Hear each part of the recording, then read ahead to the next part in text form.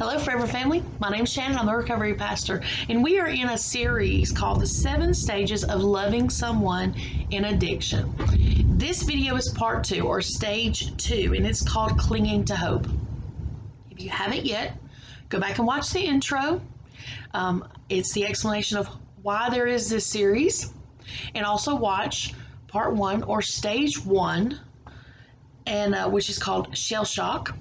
And that will bring you up to this video. So again, posted, I had a message from someone that says, hey, we need to talk about the loved ones who are loving someone in addiction or through addiction.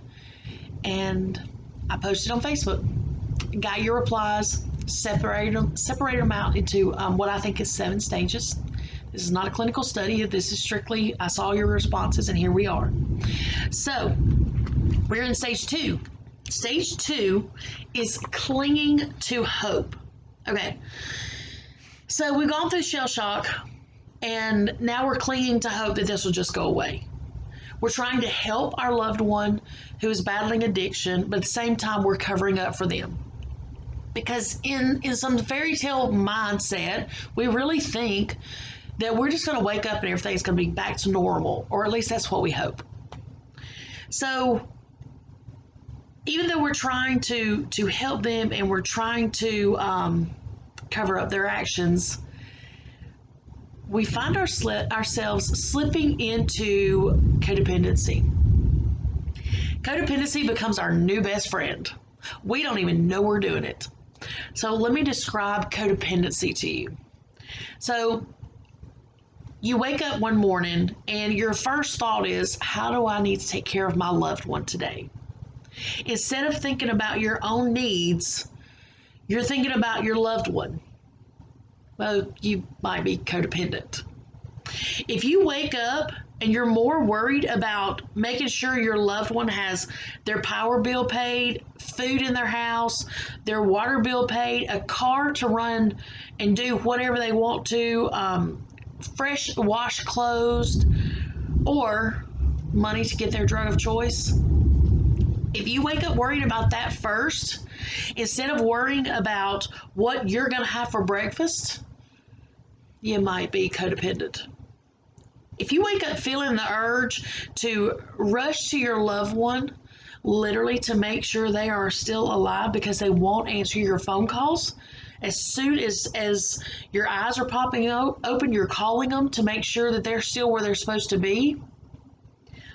But when they don't answer, you're really fighting that urge to run over there, and you might even find yourself running over there to make sure they're still alive. You might be codependent.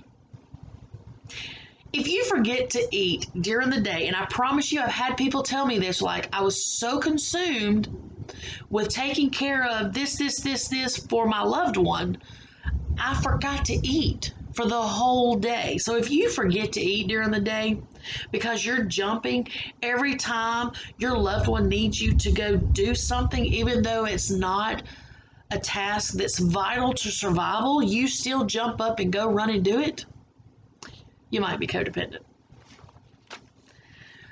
So that's different ways that I can describe it. I can go on and on with several different ways, but let's look at the actual definition of what it means to be in codependency. So codependency is a condition that affects someone's ability to have a healthy relationship. It is often associated with relationships where there are substance abuse.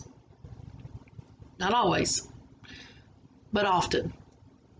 In a codependent relationship, the codependent person enables unhealthy behavior such as alcoholism in a loved one while sacrificing their own needs. So let me repeat that again. The codependent person enables the unhealthy behavior such as alcoholism. So the loved one, the codependent, enables unhealthy behavior. The loved one may take that person alcohol to keep them from going through withdrawals because how painful they see the withdrawals can be. But they do this while they are sacrificing their own needs. So instead of getting up and making sure, because we're still talking about this example of alcoholism, so instead of getting up and making your own children's breakfast or lunches to go to school, you've left that to your spouse because you have got to go over to your loved one who's in addiction and bring them alcohol to keep them from detoxing and going through withdrawal symptoms. So you've sacrificed your own needs in order to make sure that you have taken care of the loved one in addiction. This is codependency.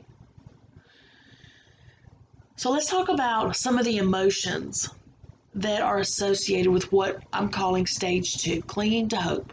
And again, this comes straight from your replies, all the messages and the texts and the emails that you've sent me. These emotions, and this is not the end of the list, I'm sure there are many more that can be added, and you're welcome to comment because there may be someone who is not dealing with something on this list, but they can relate to what you're commenting.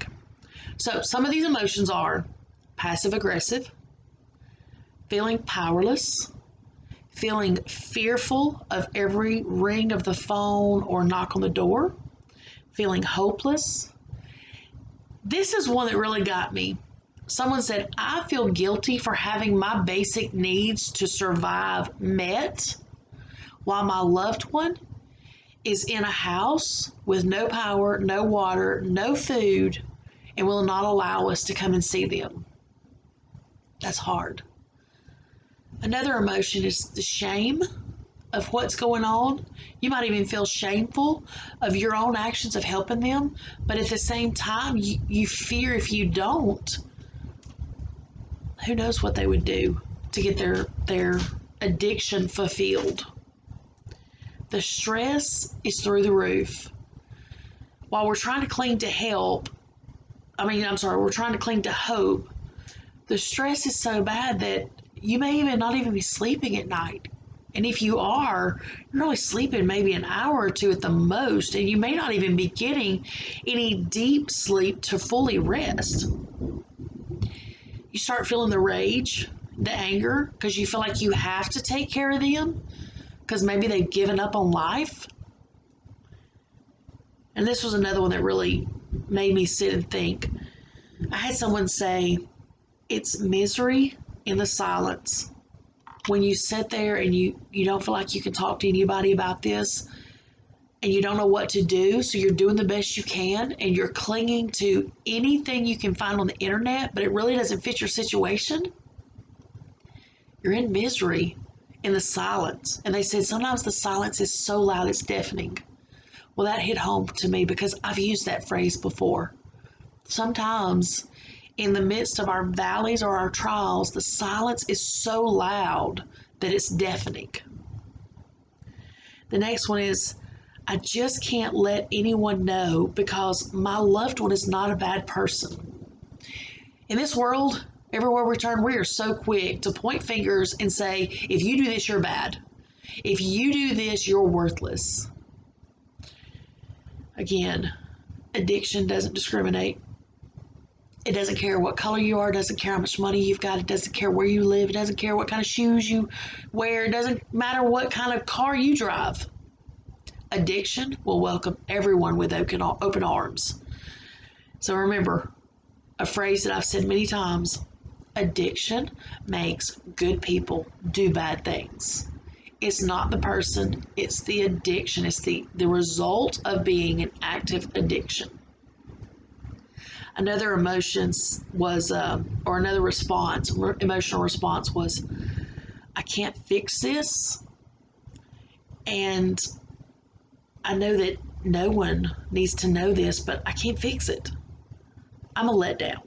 I've let them down. I can't fix this. There comes a point where, and this is hard, we have to realize that we can only do so much. We need other people to walk this journey with us. So if you are in active addiction, or you know someone who is in active addiction, always remember it's never too late to ask for help. It's absolutely never too late.